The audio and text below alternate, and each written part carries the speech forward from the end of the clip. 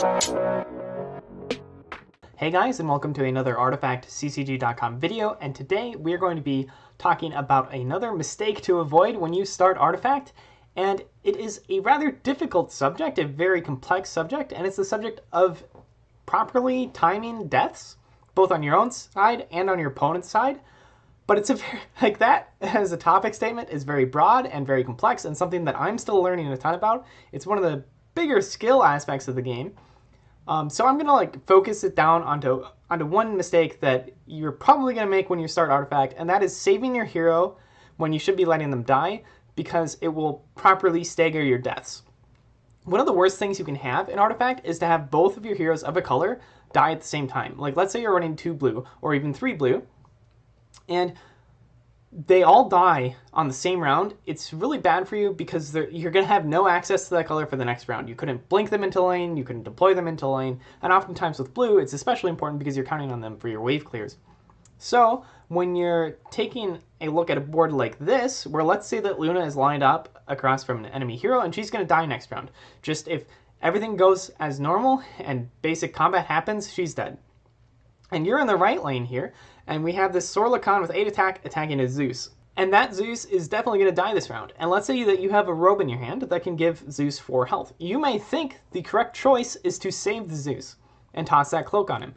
However, there are a couple problems with this. First, black is a color that has some direct damage spells. Even if you toss that cloak on him, it might just mean that he gets hip fired or picked off next round, and he'll have done nothing next round, depending upon initiative and how plays go.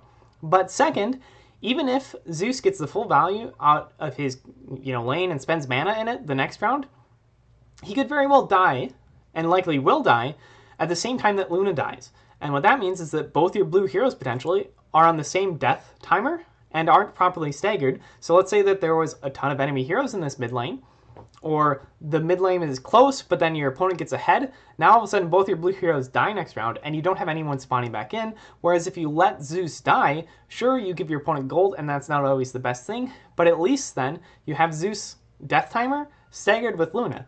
The next time Zeus spawns, you can toss him into a lane, annihilate it, Zeus is dead, and then Luna spawns, and then Luna goes into lane, and you use her for a blue spell, and you keep this staggered death pattern going. The worst thing you can do is get them both out at the same time, and this is especially true if it's going to be 3 heroes or potentially 4 heroes. So just something to keep in mind, just because you can save a hero doesn't mean you should, because oftentimes death, like when they die and the staggering of your hero respawns and redeploys is really key. So just keep that in mind. Don't save your hero just because you can. Think about it going forward. Are you going to have too many heroes die next round? Are you just setting up that hero to get picked off by pick off or hip fire? What are the consequences of saving that hero? Is it worth actually committing the resources for it? In any case, I hope you enjoyed the video. If you did, please like and subscribe. If not, tell us why in the comments below, and we will seek to do the content that you want us to do. In any case, I'm an audience of one. I hope you enjoyed the video, and I will see you next time.